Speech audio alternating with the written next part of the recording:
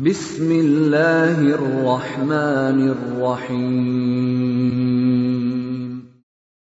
Waltakum minkum ummatun yad'una ilal khairi wa ya'muruna bil ma'rufi wa yanhauna 'anil munkar. Assalamualaikum warahmatullahi wabarakatuh. Maaf, kita insyaallah akan lanjutkan masih di kitab Bulughul Maram, ya. Jadi kitab Bulughul Maram ini oleh Imam Ibnu Hajar Al-Asqalani dalam mengumpulkan hadis-hadis yang insyaallah begitu banyak sehingga banyak nasihat-nasihatnya, dan kita berada di babul azan, bab tentang azan. Kita pada hadis 178 An Abdullah ibn Zaid ibn Abdul Rabbih. Ini hadis Abdullah bin Zaid. Abdullah bin Zaid, inilah orang yang paling terkenal dalam riwayat azan. Jadi orang yang paling terkenal dalam riwayat azan adalah Abdullah bin Zaid. Dia Abdullah putranya Zaid, ya. Kenapa? Karena beliaulah yang menjadi sebab riwayat yang paling sahih tentang bunyi azan dan asal usulnya itu azan, ya. Asal usulnya itu azan dari sini, Pak, berkat mimpinya Abdullah bin Zaid ini. Dia bermimpi, ya. Mimpi itu bisa jadi benar kalau dia menjadi dibenarkan oleh Nabi SAW. Ini mimpinya Abdullah bin Zaid, qol taufa bi wa ana naim, ya. Orang-orang mengelilingi saya, orang-orang mengelilingi di sekelilingku ini banyak sekali orang, tapi orang-orang mengelilingi saya ini dalam keadaan wa ana naim, dalam keadaan saya tidur. Berarti mimpi ini, ya. Jadi hati-hati Bapak menerima cerita, Kak. Siapa tahu panjang ceritanya itu, tiba-tiba di belakang mimpi. Ini mimpinya disebutkan duluan. Dan mimpi itu, Pak, tidak boleh otomatis menjadi syariat. Kalau mimpi itu mimpinya Nabi, tentu syariat. Mimpi Nabi Ibrahim itu syariat. Mana katakan, ya falamma balaga ma'sa qala ya bunayya inni ara fil manam. Anakku, saya melihat dalam tidurku, anni azbauka, saya menyembelih lehermu, fanzur maza tara. Bagaimana pendapatmu kalau saya sembelih lehermu? Itu mimpi Nabi Ibrahim. Jadi mimpinya Nabi itu, Pak, wahyu. Kalau mimpinya Ustaz Sudirman tidak bisa, apalagi mimpi orang yang tidak jelas. Ada orang yang membunuh anaknya, Nabi bilang berdasarkan mimpi. Tolong, tidak bisa, Pak. Jadi mimpi itu tidak boleh menjadi sumber amalan, sumber rujukan kebenaran, tidak bisa. Karena mimpi selain dari Nabi itu bisa hak, bisa keliru, bisa batin, bisa bunga-bunga tidur, ya. Bisa apa yang kita sering pikirkan di siang hari bisa dibawa malam hari, ya. Ada juga mimpi dari syaitan. Nah, kalau ini mimpi rajulun, jadi beberapa rajulun, beberapa laki-laki itu kepada di dekatnya ini Abdullah bin Zaid. Dalam mimpi itu dikelilingi, dia diskusi.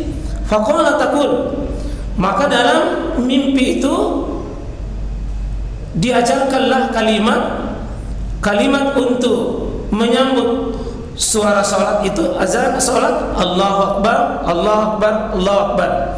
Fazakara al-azan, maka disebutlah, itu disebut dengan azan. bitarbi. Nah, ini bitarbi at-takbir. 4 kali takbir. Allahu Akbar, Allahu Akbar, Allahu Akbar, Allahu Akbar, 4 kali.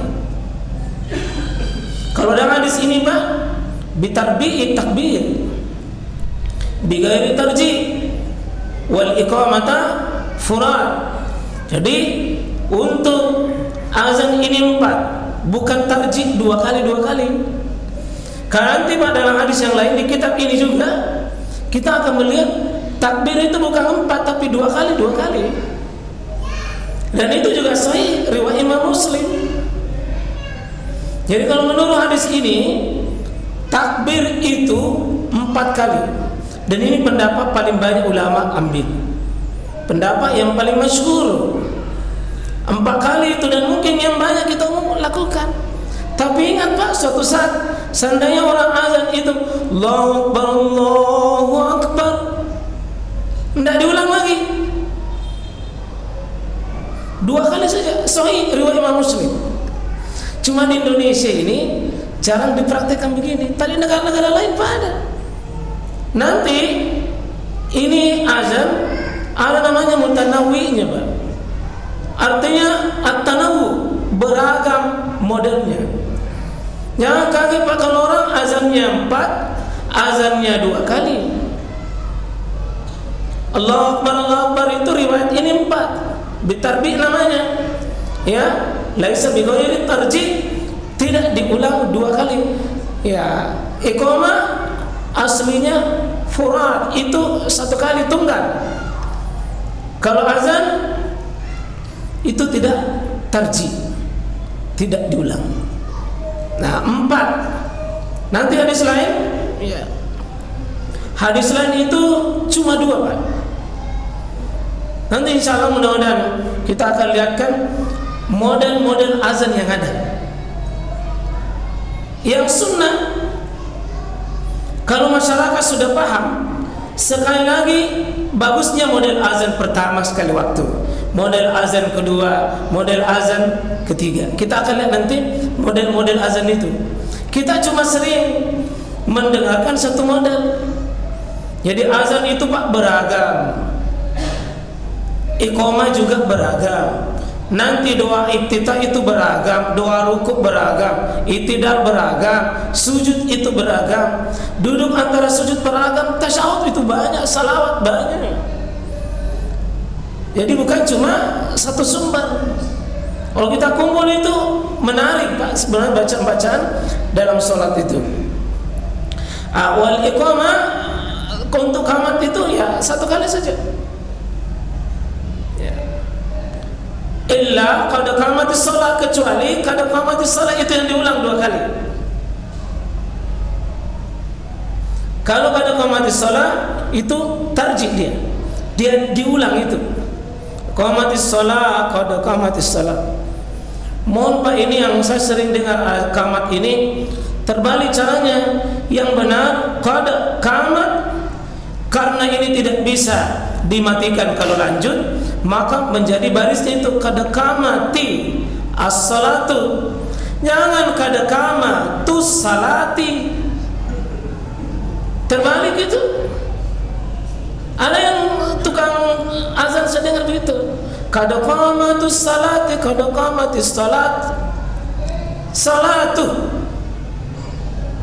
Karena salatnya ini yang mau ditegakkan, bukan iqamatnya yang mau. Ini qad qamat seharusnya aslinya itu mati. Cuma karena ketemu at-tasdid di depannya, maka dia susah. Ini namanya musyaqqal. Seharusnya mati di situ qad qamat. Tapi karena dihilangkan barisnya supaya ada barisnya nanti sebentar. Maka itulah bunyi azan Allahu Akbar, Allahu Akbar dan seterusnya, kira-kira bunyi kita. Itu falamma asbahtu, maka setelah pagi hari itu, subuh hari, subuh pagi, kata Abdullah bin Said, ataitu Rasulullah sallallahu alaihi wasallam, saya mendatangi Nabi. Ini cross checknya Pak. Jadi dia tanya sama Nabi, ya Rasul, ada mimpi begini. Apa jawaban Nabi? Faqal, innaha la ru'ya haqqun. Sungguh dia itu yang kau dapat itu tadi malam, la ru'ya, penglihatanmu itu yang kau lihat itu tadi malam itu dalam keadaan tidur itu haqqun. Itu ru'yanya hak. Apa yang kau lihat dalam tidurmu itu benar itu. Itu benar itu. Jadi nanti menjadi hak bukan semata-mata Abdullah bin Zaid, tapi Nabi yang benarkan mimpi itu. Oh, kau mimpikan itu tadi malam itu benar itu. Itu dari Allah itu membimbing kamu melalui malaikatnya. Jadi inilah syariat, Pak, yang Nabi nanti suruh Bilal untuk kumandangkan kalimat azan ini. Itu sumbernya dari mimpinya Abdullah bin Zaid. Abdullah bin Zaid mimpi, diceritakan sama Nabi, maka itulah menjadi syariat sehingga Abdullah bin Zaid ini dikenal. Dan qadarullah, malam itu juga dua mimpi yang sama, persis mimpinya Abdullah bin Zaid dengan Umar bin Khattab. Umar juga datang melapor, persis mimpi ini. Bagusnya dulu mimpinya orang, Pak. Mimpi dalam mendapatkan syariat.